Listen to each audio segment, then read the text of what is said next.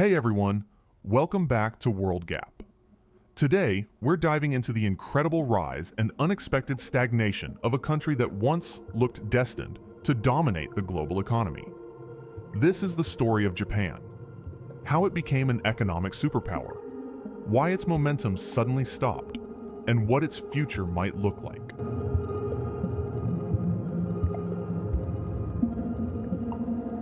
These are two of the most recognizable characters in video game history, Pac-Man and Mario. 40 years ago, millions of people around the world were buying games featuring these icons, along with Sony televisions, Walkman cassette players, Canon and Nikon cameras, Toyota and Nissan cars, and Nintendo consoles.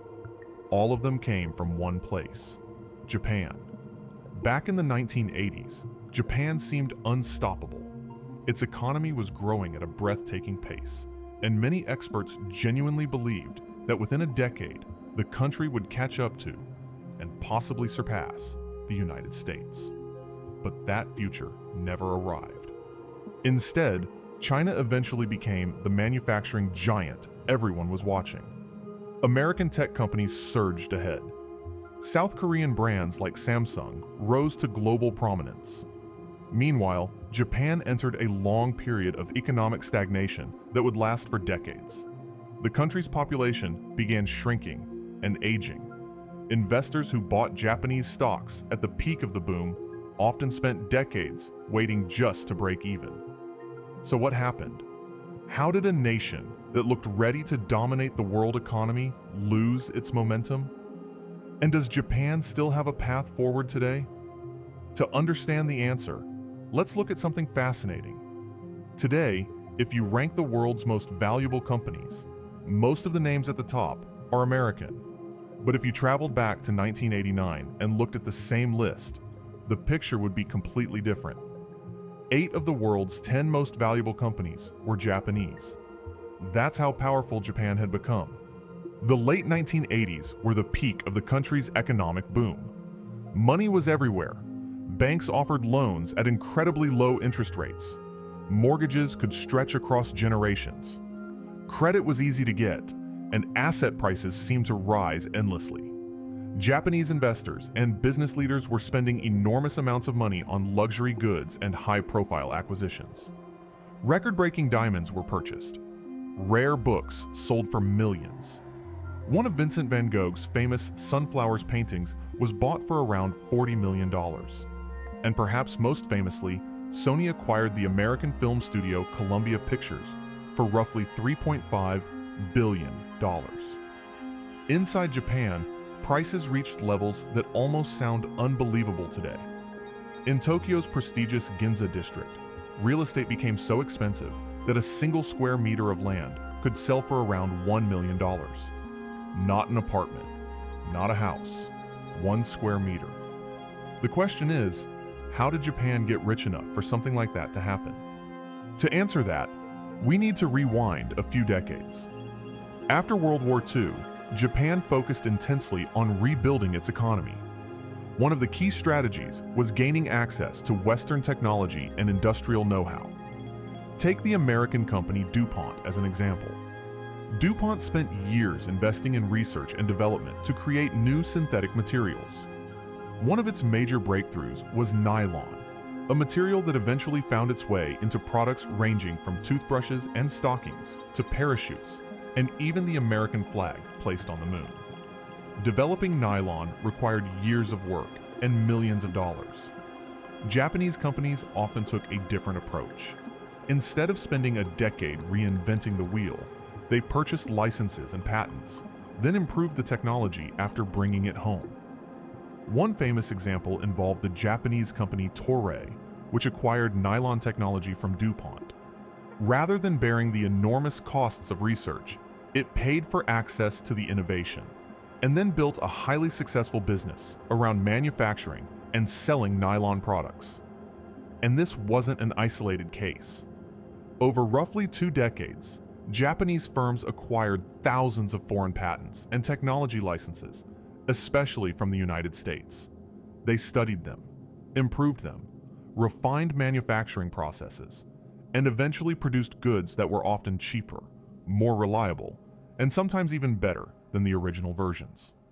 Before long, Japan was exporting huge quantities of electronics, cameras, optical equipment, appliances, and vehicles to markets around the world. Companies like Sony, Panasonic, Canon, Nikon, Toyota, Honda, and Nissan became household names. Japan had effectively become the world's manufacturing powerhouse. But success created a new problem.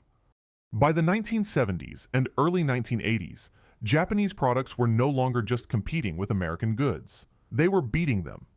Nowhere was this more visible than in the U.S. automobile market.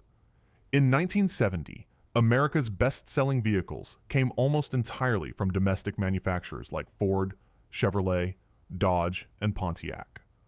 Fast forward about 15 years, and Japanese brands were climbing rapidly through the rankings. Toyota was becoming one of the most popular car brands in America. Honda and Nissan were gaining market share, and the trend wasn't limited to automobiles. Japanese electronics were also taking over store shelves.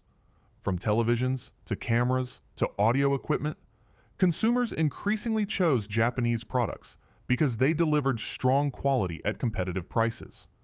For American consumers, this was great. For many American manufacturers, it was a serious threat.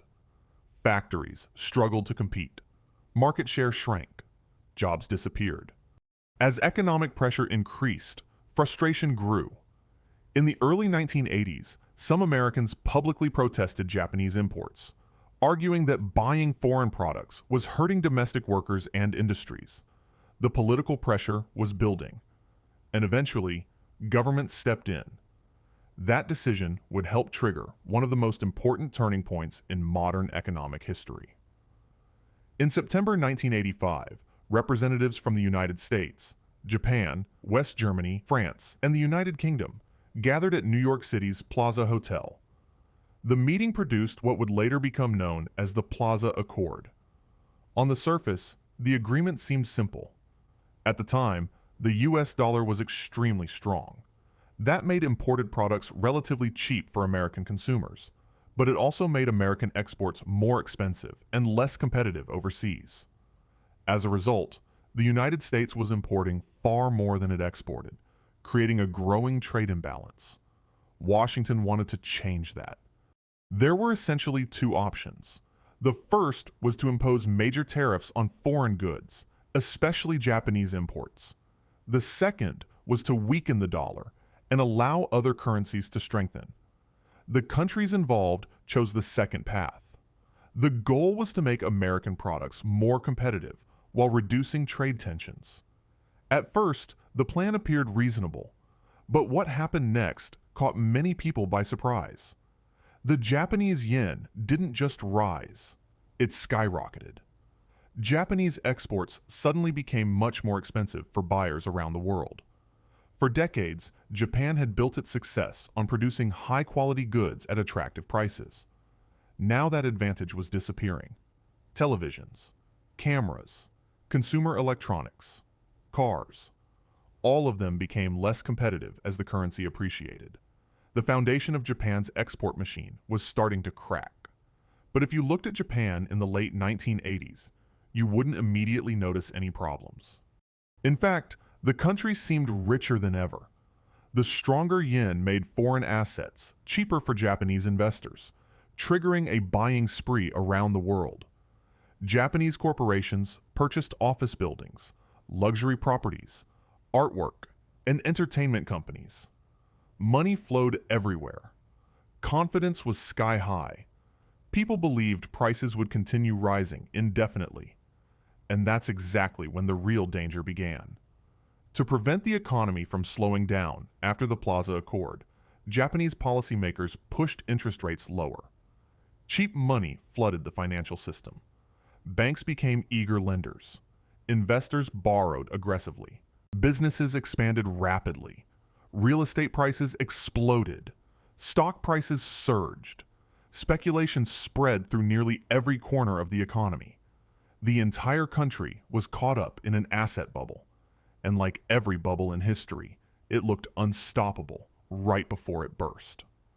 By the end of the 1980s, Japanese stock market valuations had reached extraordinary levels. Land prices were detached from economic reality. People believed that property values could only move in one direction, up.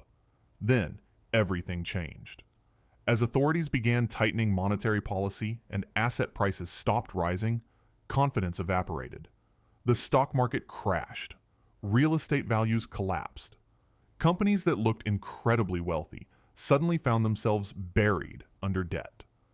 Assets that had been used as collateral lost enormous amounts of value. Banks faced growing losses. Borrowers struggled to repay loans. The economic miracle entered a completely different chapter. What followed became known as Japan's lost decades. The name wasn't chosen because the country became poor. Japan remained one of the richest and most advanced nations on Earth. The problem was stagnation. Growth slowed dramatically. Investment weakened. Innovation became less dynamic. And many businesses became trapped in a cycle they couldn't escape. Imagine a massive supermarket chain employing hundreds of thousands of people. Now imagine that company accumulates billions of dollars in debt and can barely stay afloat. If it collapses, employees lose jobs, suppliers suffer, and banks take huge losses. Governments and lenders often face a difficult choice: allow the company to fail, or keep it alive. Japan frequently chose the second option. Struggling businesses were given access to low-interest loans and financial support, allowing them to survive even when they were no longer competitive. Economists eventually gave these firms a nickname: zombie companies. They weren't truly healthy businesses, but they weren't allowed to die either. Instead of investing in new products or expanding operations, much of their income went towards servicing debt and simply staying alive. By the 1990s, a significant portion of Japan's corporate sector had fallen into this category. This created a major problem. Resources that could have flowed into innovative new companies remained tied up in older, less productive ones. Economic dynamism faded. Entrepreneurship slowed. And while other countries experienced waves of technological disruption, Japan often struggled to generate the same level of breakthrough innovation. That's what makes the next comparison so striking. Think about the world's most influential technology companies today: Apple, Microsoft, Google, Amazon, Meta, Tesla. Virtually all of them rose to prominence after the mid-1980s. South Korea even produced Samsung, a company that eventually became one of the world's leading technology giants. But when people try to name a globally dominant Japanese technology company created during the last 3 decades, the list becomes surprisingly short. Many of Japan's most famous brands are still the same companies that became successful before the bubble burst. Toyota, Sony, Canon, Honda, Nissan. They're still respected worldwide, still profitable, still technologically advanced. But relatively few new Japanese corporations have emerged to redefine entire industries in the way American tech firms did. And that's why many economists view the post-bubble period as a lost opportunity. Not because Japan collapsed, but because the future once expected for the country never fully arrived. The nation that many believed would dominate the global economy instead spent decades trying to recover from the consequences of one extraordinary boom. So where does Japan stand today? The answer depends on how you look at it. On one hand, Japan remains one of the most developed countries in the world. Its infrastructure is world-class. Its cities are safe. Its transportation network is legendary. And its technology and manufacturing capabilities are still among the best on the planet.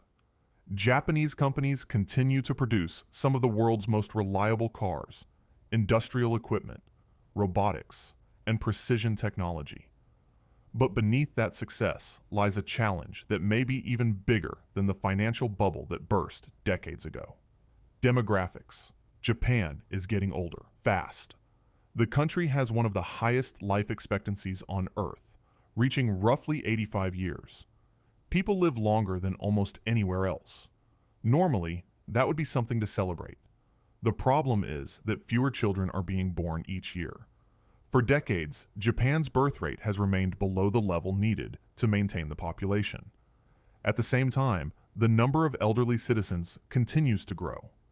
Today, tens of millions of Japanese citizens are over the age of 65. Roughly 1 out of every 3 people belongs to that age group. This creates a difficult economic reality. A shrinking workforce means fewer taxpayers, fewer consumers, and fewer people available to support an aging population. In the future, younger generations may find themselves carrying an increasingly heavy burden as pension and healthcare costs continue to rise. Some analysts worry that demographic decline could become an even bigger obstacle than the financial crisis of the 1990s. And there are already signs of strain. Japan has long struggled with an intense work culture. One term that gained international attention is karoshi, which translates roughly to death from overwork. The phenomenon became so serious that it forced national discussions about work-life balance and labor reform. Many employees routinely work significant amounts of overtime and often take only a portion of their vacation days. For younger adults, building a family can feel increasingly expensive and difficult.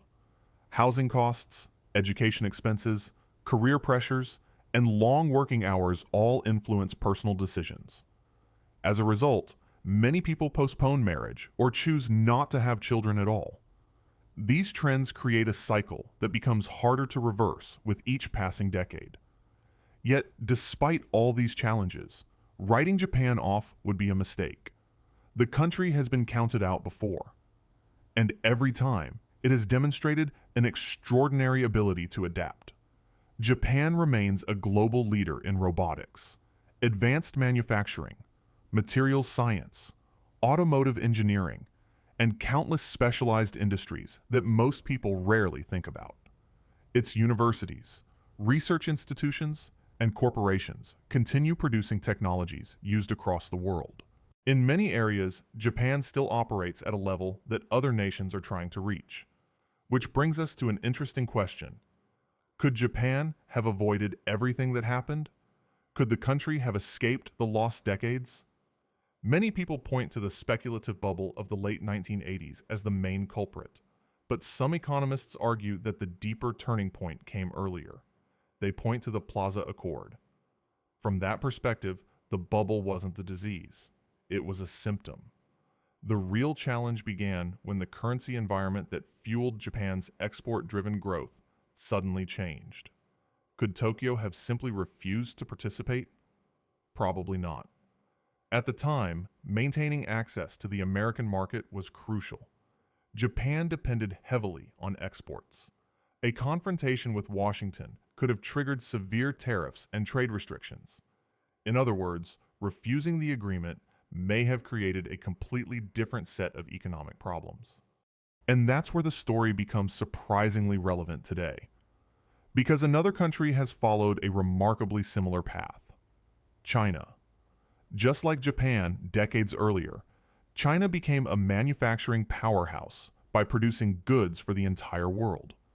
It acquired foreign technology, developed domestic industries, improved production capabilities, and gradually moved up the value chain.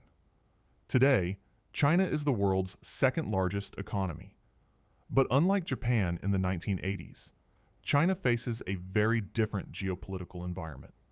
Trade disputes, tariffs, technology restrictions, economic rivalry. Many of the same pressures that Japan once experienced are now appearing in different forms. The key difference is that Beijing maintains much tighter control over its currency and economic system than Japan did during the Plaza Accord era. Because of that, some analysts believe China may avoid repeating Japan's exact experience.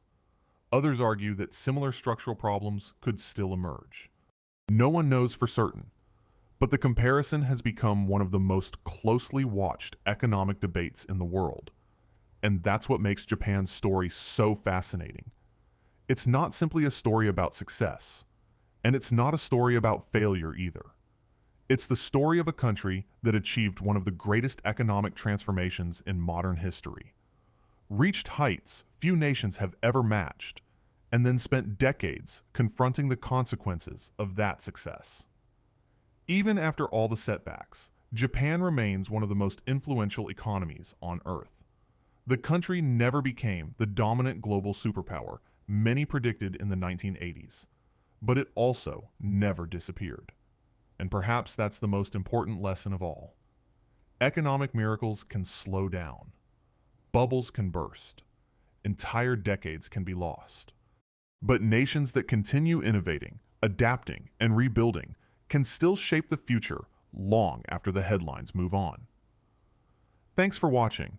If you enjoyed this video, make sure to hit the like button, subscribe to World Gap, and turn on notifications so you don't miss future stories about the world's most fascinating countries, economies, and historical turning points. See you in the next video.